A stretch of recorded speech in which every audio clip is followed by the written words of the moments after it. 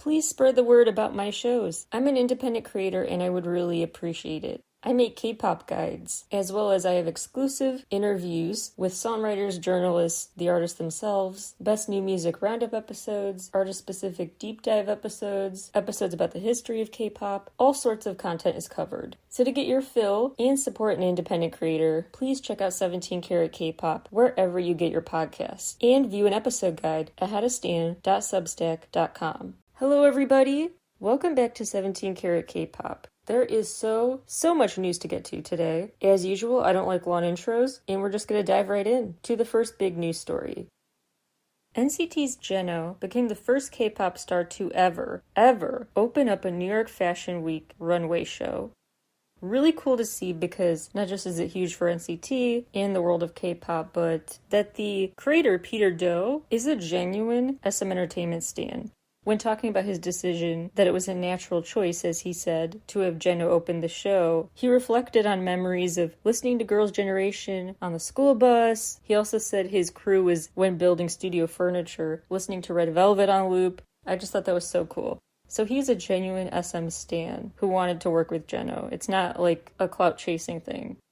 So Jeno opened the September 13th showing of the Spring-Summer 2023 show. That's how Fashion Weeks work. It's really weird, but the fall-winter of the next year is what you see at Fashion Week. Anyway, also notable that he is the same person who designed Johnny's look for the Met Gala.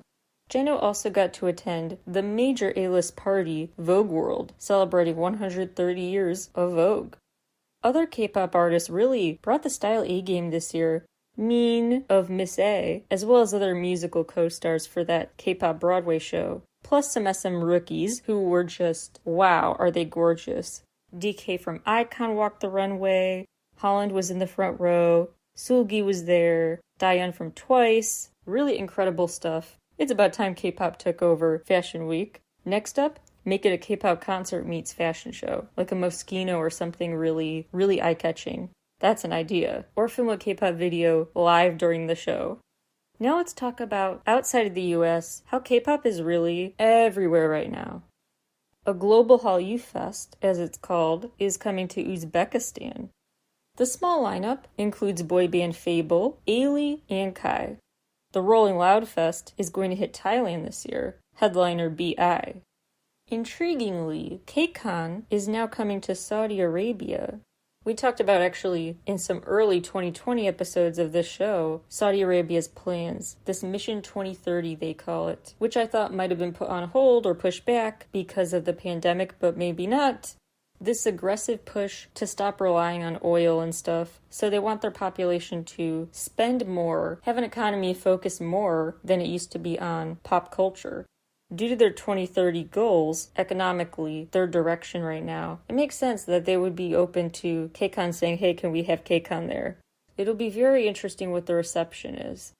Back in the States, there are more KCON copycats of sorts, including Camp, set for mid-October, Camp KAMP. Jam-packed lineup for this convention concert hybrid, including Kai, Lapalus, Super Junior, Taeyeon, aespa, Epic High, Junsomi, Monsta X. Filipino boy band SB19 are coming to the US. They're stopping in New York November 5th and LA the 12th. By the way, their new song Where You At, really catchy and simultaneously reminds me of like 10 different boy bands at once. Very good thing. Big moment for economics nerds. The New York Stock Exchange is now allowing USA fans to own stock in overseas companies, in K-pop companies. At the end of August, this ETF service launched. ETF meaning basically similar to trading an individual stock. You can trade an ETF, you can buy foreign stocks in an overseas stock exchange. That's what this new option allows for. A lot of K-pop companies are involved. SM, YG, JYP, HYBE, CJE&M. None are monopolizing the market yet, though. None of them own more than 10% of the ETFs as of now. This will probably become a more normalized thing than you think, to trade stocks in these companies. South Korea is actually going on almost a decade now of being in the top 10 of the list of the biggest music markets in the world. Sohyun from Girls' Generation is set to host the Fact Music Awards October 8th alongside June Hyunmoon. Another quick live music update. the Brooklyn Barclays Center Meta Moon Fest with a stacked lineup of different Asian artists. They just added Amber Liu to their lineup. That event is November 26th. Let's talk about 17. The latest news from them includes, first of all, a really dramatic new episode of Going 17 with that whole mystery case. Plus, they released the new eye contact version of the _world video. Remember, whenever a round of comeback promotions ends, the rounds of other YouTube content to watch still happening. Always something to look out for with 17 on YouTube. And they'll be back in promo mode before you know it, because they recently announced their new Japanese EP, Dream, is coming November 9th. It will include a holiday remix of Darling, the new song Dream, and Japanese versions of Rock With You and All My Love. And more new music on the way. From June, his solo Limbo is out as of recording time tomorrow, September 23rd. So excited for that. We'll have much more to say about that on an upcoming episode. In other solo news, Mingyu has this new El Korea pictorial that is just top tier. There's a new interesting Weverse piece detailing the care and consideration that went into creating the Be the Sun North American tour. And some really standout notable details they brought up include that Junhan requested angel wings be drawn on his white cast. He also wanted his cast to come in different colors. I wonder if he asked for the angel wing drawing as a nod to the Adore You video. Either way, very sweet. The stylist really did work well with him, constantly trying to alter their ideas for his stage outfits to accommodate his cast. Woozi actually had a hand in picking the vocal team's outfits. He said he wanted to make the members look like this starry night sky on stage. Yeah, they really are paying attention to every little detail. That's what brings their shows to life in such a next-level way. The hip-hop team was very insistent. Although they debated which songs to perform, they had to perform Back It Up. And after seeing it live, I totally agree. The vocal team recommended for their performance that space would be made during the songs for fans to be the focus and sing along with them. The performance unit really worked extra hard on Wave. Extra early in the mornings they would be there rehearsing the Wave routine. No wonder they nailed it so much. Not even just the choreography, but the immersion in these catwalk-ready personas. All the posing they did, so top tier.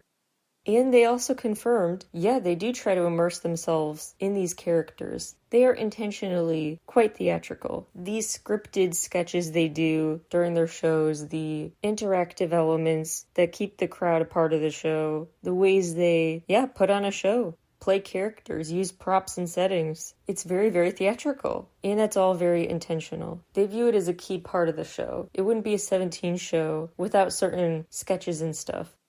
Last bit of 17 news, they're set to perform at the LA 3C Music and Culture Fest alongside Megan Thee Stallion, Maluma, and Snoop Dogg. How about a dog and tiger themed goofy song? Should I regret speaking that into existence or proud of myself for it? Anyway, this performance will be December 10th and 11th at LA State Historic Park, and tickets are on sale now at la3c.com. Alright, more gossipy, dramatic stuff now. Starting with rumors about Lee Soo-man leaving SM Entertainment. Lee Soo-man, who runs SM Entertainment, also runs this production company, Like Planning. I'm going to call it LP for the rest of this story. LP is responsible for production. So they're like the company, the music company SM is outsourcing to, is paying to take that part of the responsibility. So SM, his company, is paying for services, LP, his company. So there were ethical concerns with this arrangement, like he's basically paying himself by starting his own second company. Back in April 2018, Asia Economy Daily reported that SM had paid over $9 million to LP for the past 2 consecutive years. That report really raised eyebrows, as did the report about payments to LP were increasing every year since 2014. Basically, if you want to get into economic jargon, this is viewed as maybe akin to a shell company or insider trading, kind of loosely, not exactly, but those are the best terms I could think of to summarize the allegation of this arrangement. The response to these allegations from SM said, quote, "We have transparently announced the contract and transactions. We thoroughly examined precedents made with similar global businesses regarding obtaining consultation by a professional third-party organization and signed a contract that was reasonable in comparison, unquote. Concerns about SM lining LP's pockets were raised again in 2019. And again, they're like, we verified this arrangement is fine. A third party looked into it. Legally, we're in the clear. The lingering concern, I guess, came from shareholders hoping, hey, we would love to push for a merger. Get these allegations away, put them to bed by just merging. So instead of paying this separate company, merge with LP, so SM and LP, their connection is very, very obvious and not kind of just speculative.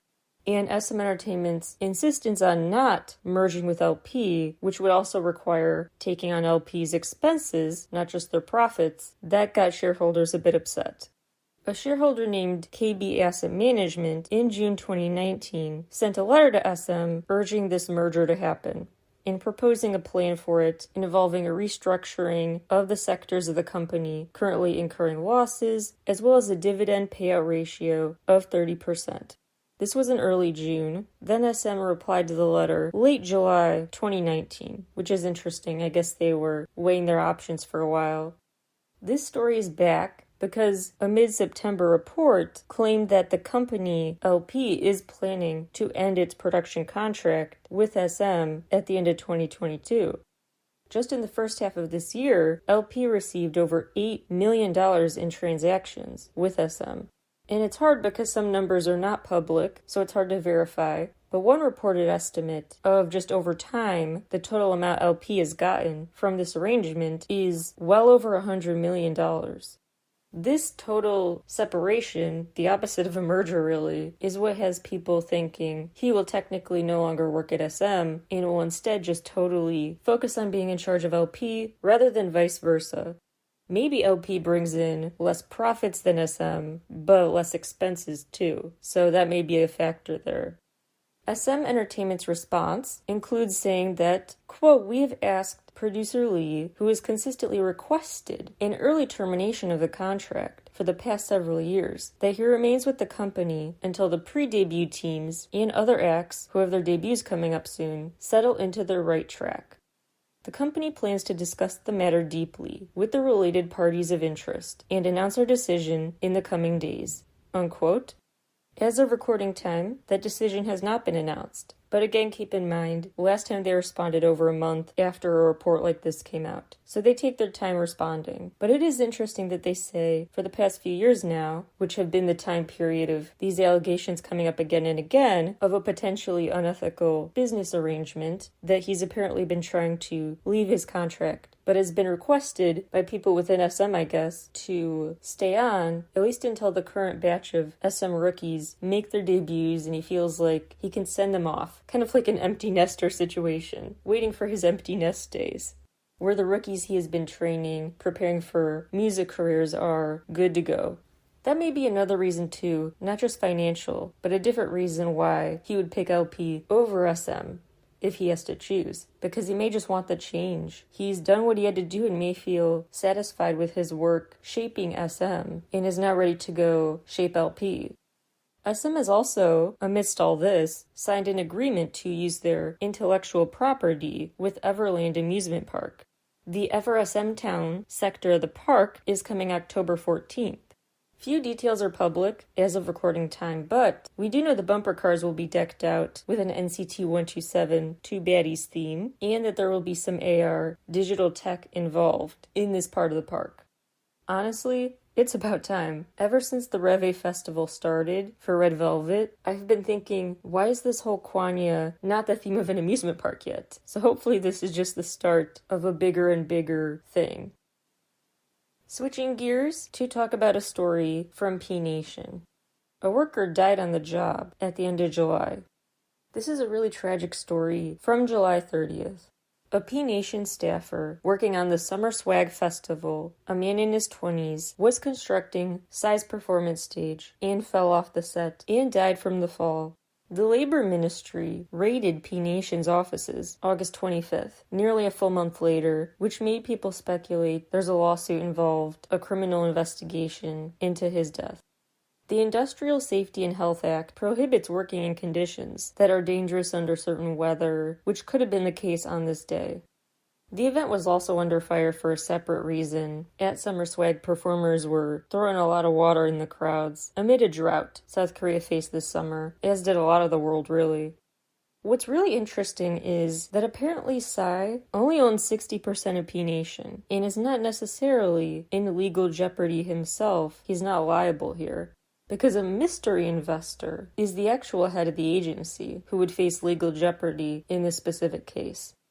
In more live event updates, some big new renovations are coming to the Crypto Arena. This is where KCON's concert was this year, as well as where NCT 127 is going on their USA tour, their world tour, stopping in 2 places in the USA, one of which is not Chicago. Yes, I'm bitter about it.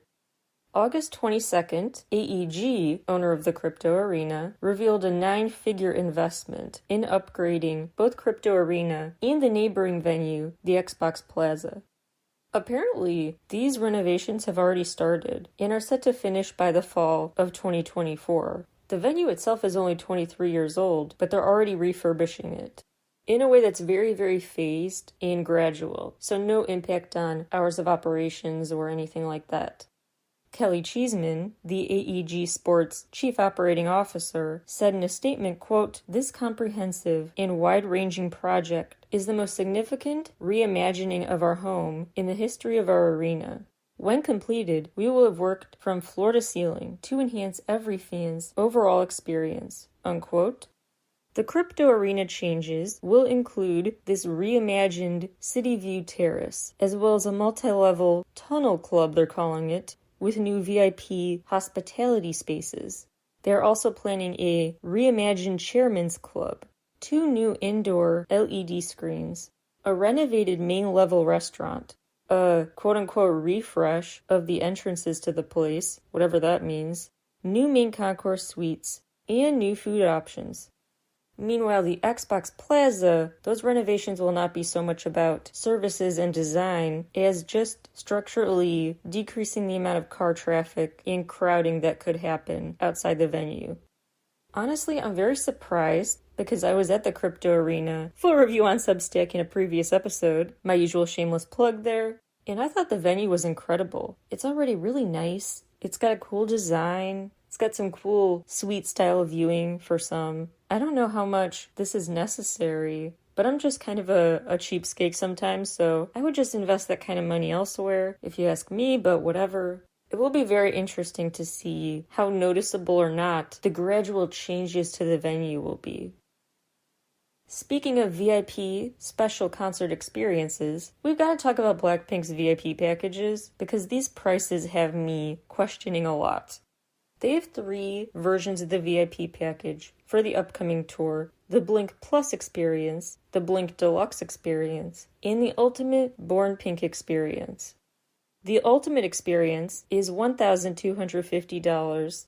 It gives you obviously good seating, soundcheck access, commemorative merch, early check-in, uncrowded merch buying, access to the send-off event, access to a VIP lounge during the show, free parking, and a photo op on stage. So I have 2 main questions. One is the vague wording of photo op on stage. They don't clarify if that means, a photo op with Blackpink on stage, or just a chance to take a photo on the stage. Because if that wording is intentionally deceptive and someone buys this VIP thing thinking they're going to take a pic with Blackpink, and they meant, no, we just literally meant you can come on the stage to take a picture, I would want my money back. Second question I have is, why the big difference in Blink Plus versus the Blink Deluxe experience? They offer the same benefits: premium seating, soundcheck access, commemorative gift. The only difference is the Deluxe gets you a crowd-free early merch shopping opportunity. And yet the Blink Plus is $350, Blink Deluxe is $500.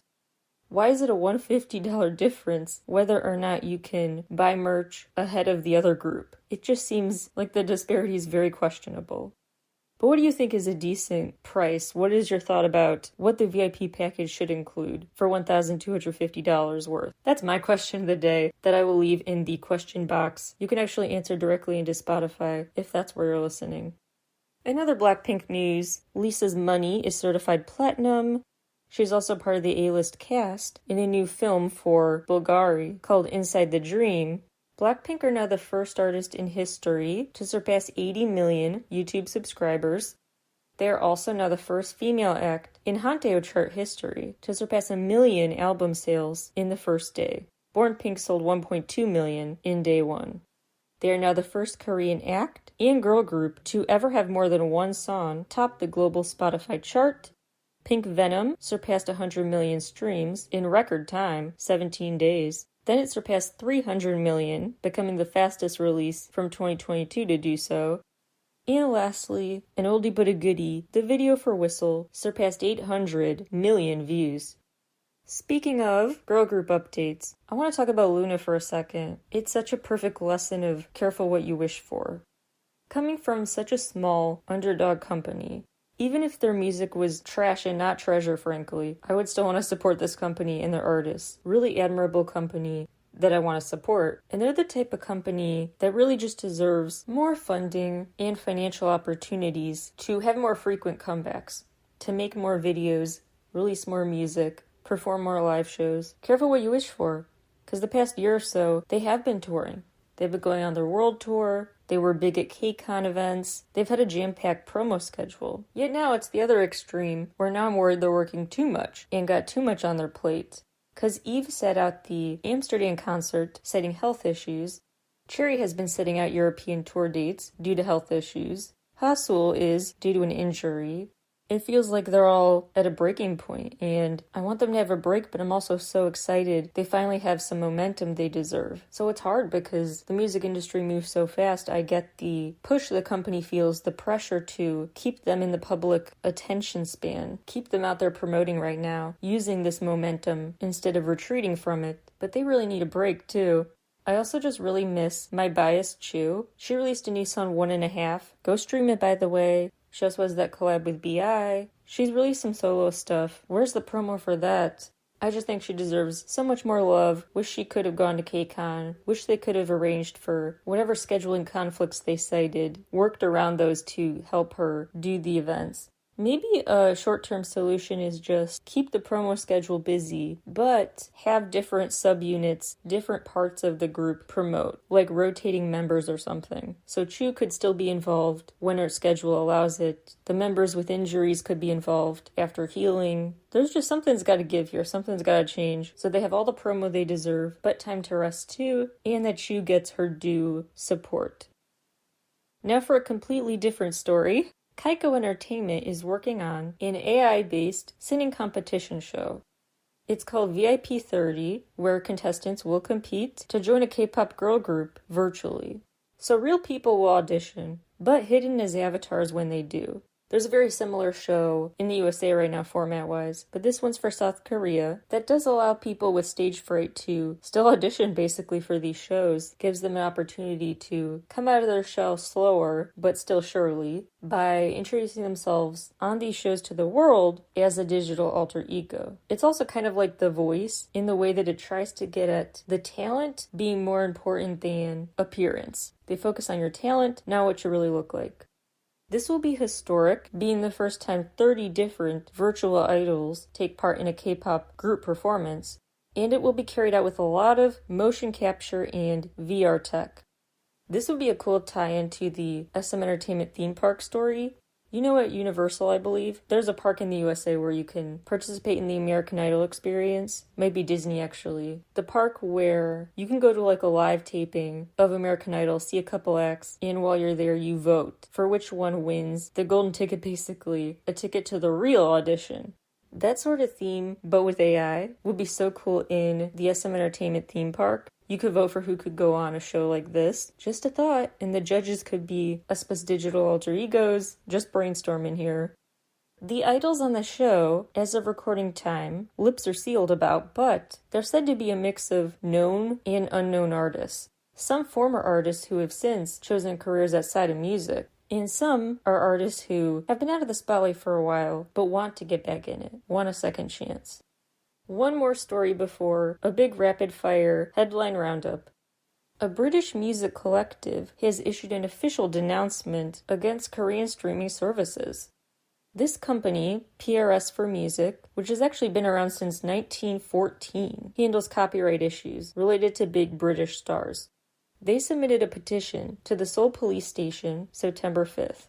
They are demanding that Korean local streaming platforms stop playing British artists' music, the artists that they manage basically the rights for, unless they start paying the appropriate royalties, which they say they have not so far. This hasn't just been an outsider's accusation. Back in October 2021, the Korean Music Copyright Association filed suit against local platforms, saying those streamers were not paying royalties fairly. An investigation was launched, but no charges were ever formalized since it was decided then that the local streaming platforms had not been intentional in their copyright misuse. That earlier ruling that they didn't know any better might come back to bite them now, if now they have the cease and desist letter saying, hey, we know you know how to use copyright effectively here, and you're still doing this. We'll see if it amounts to anything, though. It may just be a settlement. Also interesting timing when we're talking about music ownership. This is kind of an aside, but interesting nevertheless, because Virgin Music and InGrooves are merging. Their label and artist services will grow under one roof, rather than being separate subsidiaries of Virgin Music. The interesting K-pop context is that means now the promo will be done under the same roof for NCT and Hybe artists and Cube Entertainment artists. Now time for a rapid-fire rundown of the latest K-pop headlines. The latest COVID cases include Chan from TO1, Yudo from Pentagon, Ha Sun-woon, DPR Live, and DPR Ian. Hanjun and Yoonho from ATEEZ are the newest DJs for Idol Radio. That started September 12th. They plan to add ATEEZ's Pirate Universe, as they said, to the Universe app story world, so lots of intrigue and theorizing you could do there. Roo Soo-jun from Lovelyz started her own agency called House of Dreams. This was actually undertaken by artist Ryder, which provides IP help, management services, a bunch of different stuff. At the 49th Korean Broadcasting Awards, NewJeans performed, as did Best Singer winners for their time on Music Core, G-Idol. Fans got Jungkook to win the Odyssey Artist of the Summer Award. My C-pop queen, Jolin Sai, is officially in the new Guinness Book of World Records for the most Golden Melody Awards, basically the Chinese Grammy Awards, for Song of the Year. She's won it 3 times for Marry Me Today, The Great Artist, and Womanly. The Great Artist in particular, the greatest song. Big congrats for Loco. He's getting married to someone he was actually friendly with as a kid, but after his military discharge, things took a turn for the romantic the past few years. Isn't this a Hallmark movie?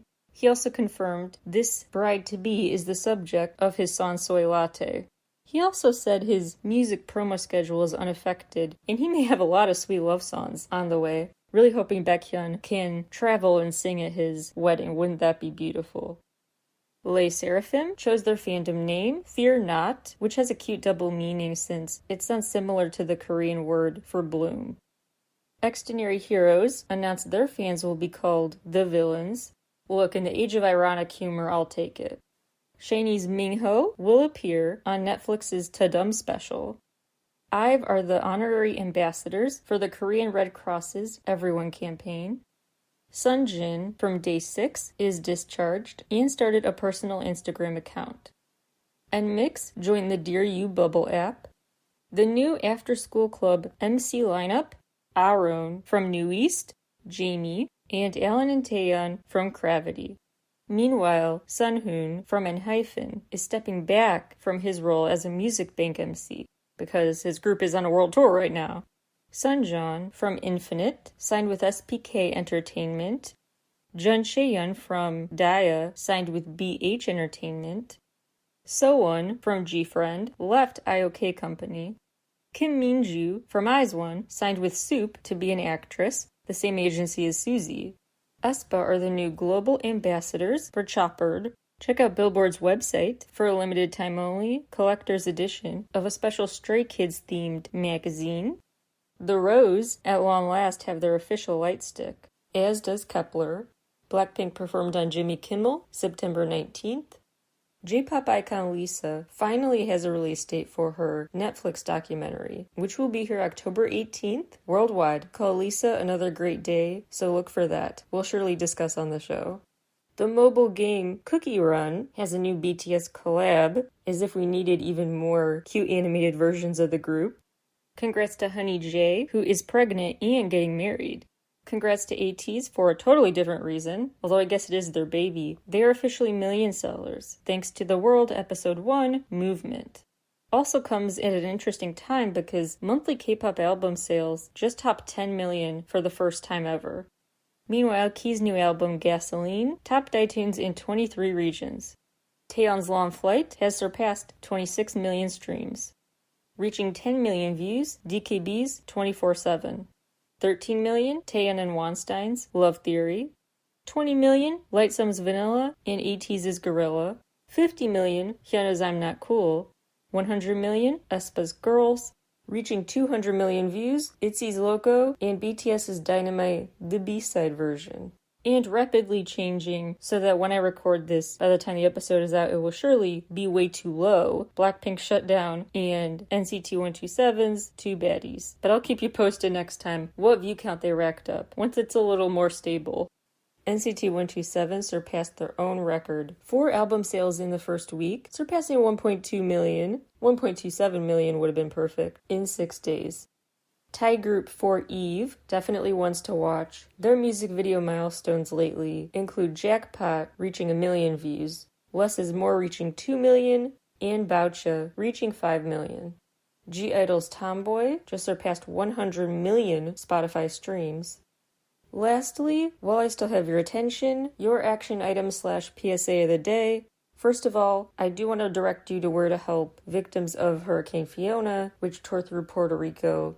Donations just to FEMA, the Red Cross, etc. Honestly, I would recommend against, because it's always way more guaranteed that your money is actually allocated. Logistically, it can be allocated to where it is most needed if you focus local at grassroots organizations with more targeted purposes. You could try Project Hope, which focuses on medical assistance. Taller Salud, a mutual aid group that is coordinating responses. Go to TALLERSALUD.com for more about that.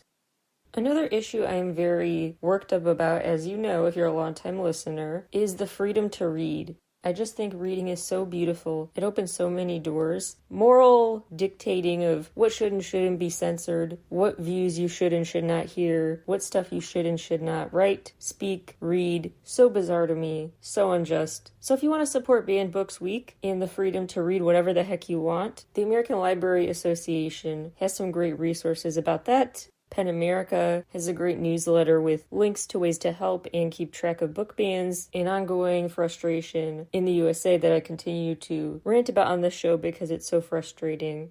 Anything that helps cultivate a love of reading, I'm going to get quite passionate about defending. So you could also check out Freedom to Read and the National Coalition Against Censorship. This was a roller coaster of an episode. Thanks for riding with me. I'll talk to you all again very soon. Bye, everybody.